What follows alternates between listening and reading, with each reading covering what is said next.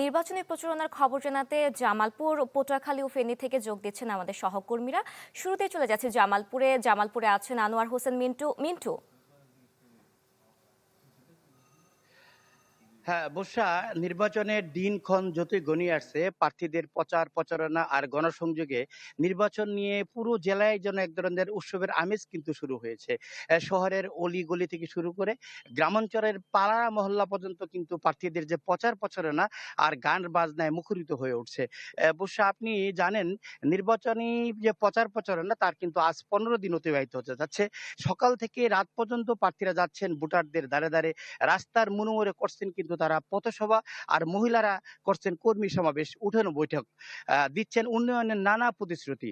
সচেতন ভোটাররা বলছেন তারা এবার প্রতিশ্রুতির মধ্যেই শুধু সীমাবদ্ধ থাকতে চাচ্ছেন না, যারা নিজ এলাকায় থেকে প্রতিশ্রুতি বাস্তবায়ন করবেন, এলাকার উন্নয়নে কাজ করবেন, তাদেরকেই তারা নির্বাচিত করবেন।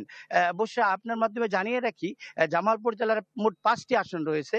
এবার বিএনপি, জামাত, জাতীয় পার্টি, ইসলামী আন্দোলন, বাংলাদেশ কংগ্রেস, কমিউনিস্ট পার্টি, গণ অধিকার পরিষদ, জেএসডি, নাগরিক ঐক্য, গণসংহতি আন্দোলন এবং স্বতন্ত্র সহ মোট 34 জন প্রার্থী কিন্তু প্রতিদ্বন্দ্বিতা করছেন। জেলার 5টি আসনে মোট ভোটার রয়েছেন 21,35,098 জন। এর মধ্যে পোস্টাল ভোট দিবেন 16,259 জন। জেলা পুলিশের পক্ষ থেকে বলা হয়েছে, নির্বাচনের দিন দায়িত্বে থাকবেন আইন শৃঙ্খলা বাহিনীর প্রায় 11 লাখ সদস্য। বুসরা, এই ছিল জামালপুর থেকে নির্বাচনী সর্বশেষ। মিন্টু, আপনাকে ধন্যবাদ। চলে যাচ্ছে পটুয়াখালী থেকে যোগ দিচ্ছেন MK রানা। নির্বাচনী প্রচারণার কি খবর? প্রার্থীরা কি প্রতিশ্রুতি দিচ্ছেন জনগণকে? হ্যাঁ, বুশরা, আপনাকে জানিয়ে রাখি নির্বাচনের প্রচার প্রচারণা আর 5 দিন বাকি রয়েছে। এই 5 দিন কিন্তু আসলে প্রার্থীরা কিন্তু আসলে ভোটারদের দ্বারে দ্বারে কিংবা সকাল থেকে গভীর রাত পর্যন্ত কিন্তু তারা প্রচার প্রচারণা চালাচ্ছেন। প্রার্থীদের পাশাপাশি তাদের কর্মী সমর্থকরাও কিন্তু আসলে বসে নেই। তারা দিনরাত নিরলস পরিশ্রম করে যাচ্ছেন আসলে তাদের প্রার্থীকে বিজয়ী করার লক্ষ্যে।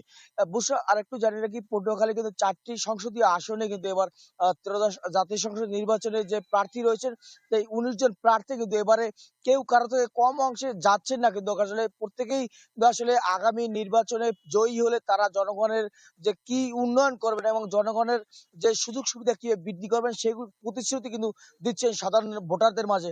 বুঝলো, আর একটু জানিয়ে রাখি যে আগামীকাল কিন্তু আসলে জামাতে ইসলামের যে আমির রয়েছেন শফিকুল ইসলাম, তিনি কিন্তু আসলে বাহুবলে নির্বাচনী যে 10 দলীয় যে নির্বাচনী প্রচারণা সেটি প্রচারণা করতে কিন্তু আগামীকাল বাহুবলে আসবেন।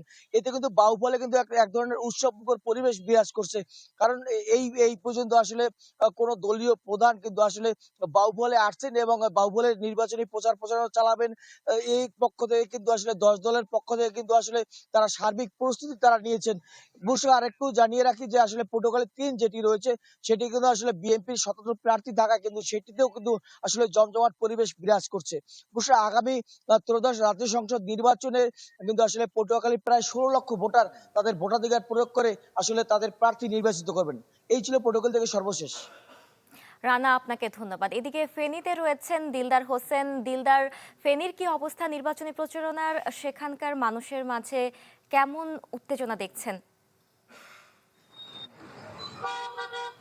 আপনি যেমনটি বলছেন, ফেনীর নির্বাচনের অবস্থা হলো, ফেনীতে 3টি আসন রয়েছে। ফেনী 1 আসন পশ্চিম ফুলগাজী ছাগলিয়া উপজেলা নিয়ে গঠিত। এই আসনে বরাবরে বিএনপি প্রার্থী খালেদা জিয়া প্রার্থী হতেন, কিন্তু উনি মৃত্যুর কারণে ওখানে বিএনপি প্রার্থী রফিকুল আলম মজনু প্রতিদ্বন্দ্বিতা করছেন।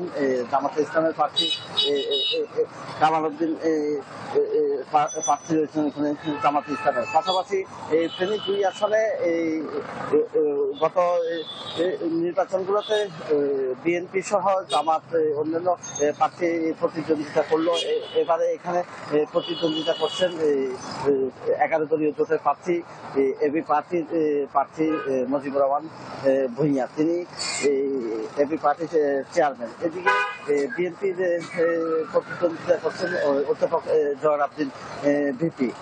তিনি ফেনী ২ আসন থেকে ৩ বার নির্বাচিত হয়েছিলেন অতীতে, কিন্তু এখন ফেনী ৩ আসনে আব্দুল আওয়াল মিন্টু প্রতিদ্বন্দ্বিতা করছেন, ওখানে জামাতের প্রার্থী প্রতিদ্বন্দ্বিতা করছেন। সব মিলিয়ে এই উৎসবমুখর পরিবেশে ভোটাররা ভোট দিবেন বলে জানাচ্ছেন। তবে প্রার্থীরা তাদের দ্বারে দ্বারে যাচ্ছেন। তবে কেন্দ্রীয় নেতাদের বিভিন্ন উত্তেজনাকর বক্তব্যের কারণে মাঠ পর্যায়ে একটু উত্তেজনা রয়েছে। আর এখানে যে ভোট কেন্দ্রগুলো আছে নিরাপত্তা জোরদার করলে ভালো একটা ভোট হবে বলে মনে করছেন। এই ছিল আমার সর্বশেষ। দিলদার, আপনাকে ধন্যবাদ। এ গ্রেড ক্লিংকারের কনফিডেন্স সিমেন্ট, বাংলাদেশের হৃদয় জুড়ে।